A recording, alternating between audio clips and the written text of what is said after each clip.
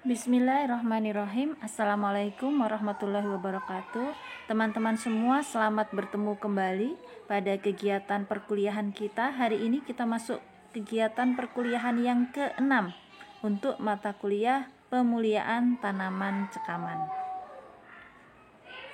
Teman-teman semua, pada pertemuan yang ke-6 kita akan berbicara tentang strategi seleksi pada lingkungan bercekaman abiotik.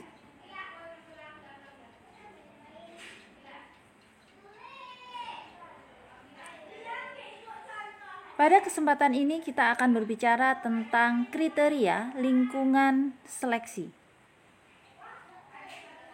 Yang pertama, dapat dengan efektif mengidentifikasi keragaman genetik dari karakter adaptasi terhadap cekaman, sehingga dapat dengan efektif membedakan genotip toleran dari yang peka.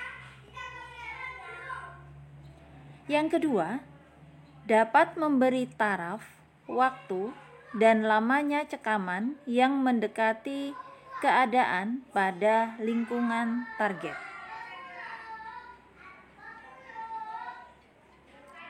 Teman-teman semua, jenis lingkungan seleksi terbagi menjadi dua, yaitu lingkungan alami dan lingkungan buatan.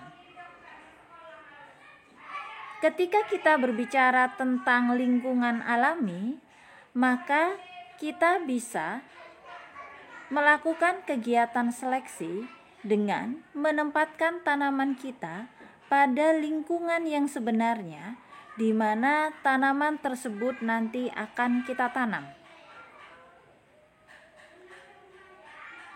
Oleh karena itu, lingkungan pertanaman yang dipilih sesuai dengan taraf cekaman yang dikehendaki. Kemudian, sesuai untuk seleksi dasar hasil atau yield based selection, pengaruh cekaman lain tidak dapat dihindari dan keseragaman umumnya akan rendah. Dan terakhir, pengaruh genotip dengan lingkungan akan menjadi tinggi. Yang kedua adalah lingkungan buatan yang sengaja dibuat untuk melakukan kegiatan seleksi tanaman. Saat kita berbicara tentang lingkungan buatan, maka di sini akan diberikan taraf cekaman terkendali, seragam, dan dapat diulang. Kemudian sesuai untuk seleksi berdasar karakter adaptasi atau trait-based selection. Pengaruh genotip dan lingkungan dapat dikendalikan sehingga nilai heritabilitas lebih baik.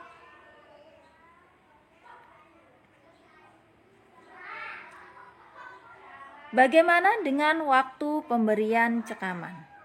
Nah, teman-teman semua, dalam seleksi tanaman toleran terhadap cekaman abiotik, kita akan memberikan cekaman kepada tanaman. Dan ini sangat dipengaruhi oleh waktu. Yang pertama, perlakuan cekaman edapik atau tanah, di mana waktu pemberian cekaman tidak terlalu penting karena cekaman dialami oleh tanaman sepanjang siklus hidupnya, yaitu cekaman yang diberikan oleh tanah atau media tanam. Kemudian yang kedua, itu adalah cekaman klimatik, yaitu waktu pemberian cekaman sangat penting karena cekaman tidak dialami oleh tanaman sepanjang siklus hidupnya, atau periode sensitif tidak sepanjang siklus hidupnya. Artinya, tanaman bisa mengalami cekaman sangat tinggi pada periode-periode tertentu. Contohnya, saat tanaman memasuki fase bunting atau memasuki fase pembungaan. Umumnya akan mengalami cekaman yang cukup tinggi karena kebutuhan air semakin banyak.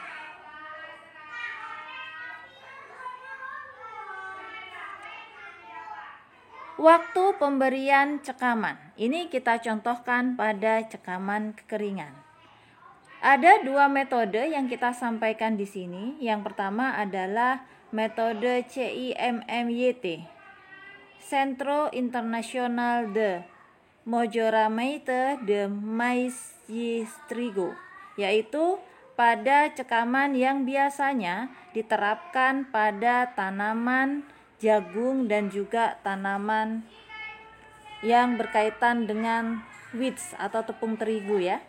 Nah, ini periode cekaman kekeringan diberikan pada saat fase 12. Nah, ini artinya apa? Cekaman diberikan pada waktu-waktu tertentu saja di fase pertumbuhan tanaman. Kemudian metode Herbert et al. Tahun 1994. Ini perlakuan cekaman kekeringan menggunakan metode kapasitas lapang. Tanaman cekaman kekeringan diberikan air hingga mencapai kapasitas lapang yang diinginkan. Jadi tidak menerima kapasitas lapang 100%, tapi bisa diturunkan misalnya menjadi 75%, 50% atau 25%. Selain dua metode ini, ada beberapa metode yang lain yang bisa teman-teman pelajari. Nah, misalnya di dalam publikasi The Enforcement of Early Maturity Rates Rice Mutant Trait for Drought Tolerance, kita bisa mengenali ada beberapa metode yang diterapkan sekaligus oleh peneliti untuk mendeteksi sifat toleransi tanaman terhadap cekaman kekeringan. Nah, metode yang digunakan oleh si peneliti ini dilakukan pada 3 generasi. Nah, pada generasi M4 atau mutan generasi keempat, ini dipilih tanaman yang toleran terhadap cekaman lingkungan yang dilakukan secara alami, yaitu ditanam di lapangan. Kemudian pada generasi yang kelima atau M5, tanaman mendapatkan cekaman PEG 8.000, yaitu pada fase pekecambahan untuk menyeleksi tanaman yang toleran kekeringan. Kemudian di generasi yang kelima, tanaman mendapatkan perlakuan cekaman kekeringan selama 14 hari pada periode kritis tanaman, yaitu pada fase perpanjakan atau penambahan jumlah anakan, kemudian pada fase bunting, dan juga pada fase pengisian biji. Jadi banyak metode yang sudah dilakukan peneliti berkaitan dengan cara seleksi tanaman berdasarkan waktu.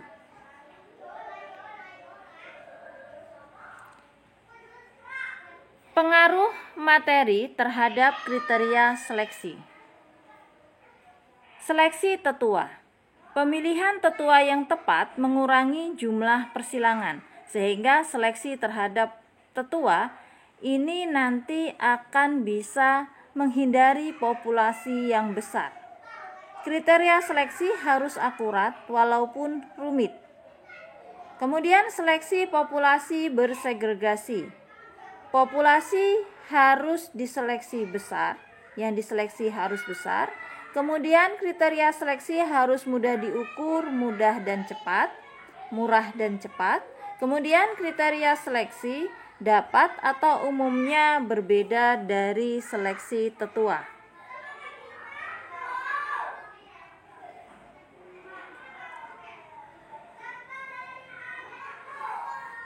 Permasalahan apa saja yang kita hadapi dalam kegiatan seleksi? Yang pertama, permasalahan berdasarkan daya hasil. Dan yang kedua, permasalahan berdasarkan karakter ketahanan.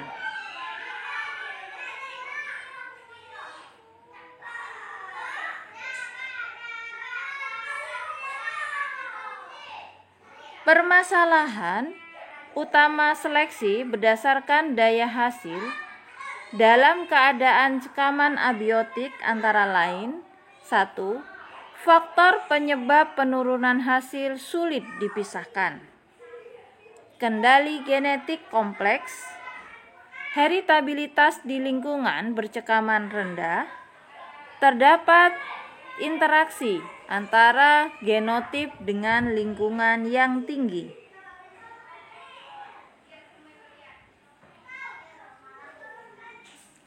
Permasalahan utama seleksi berdasarkan karakter ketahanan dalam keadaan cekaman abiotik antara lain, tidak semua karakter ketahanan sesuai untuk kriteria seleksi.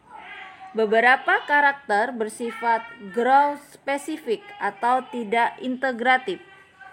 Beberapa karakter dapat pleiotropik dengan karakter lain, sehingga harus diamati karakter lainnya.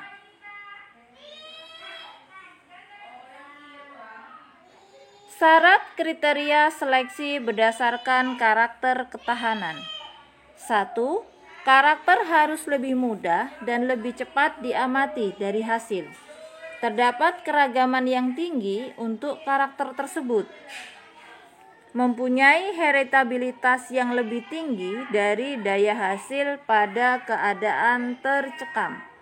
Terdapat korelasi genetik yang nyata dengan daya hasil dalam keadaan tercekam. Mempunyai pengaruh terhadap daya hasil. Baik teman-teman, itulah materi kita pada pertemuan hari ini.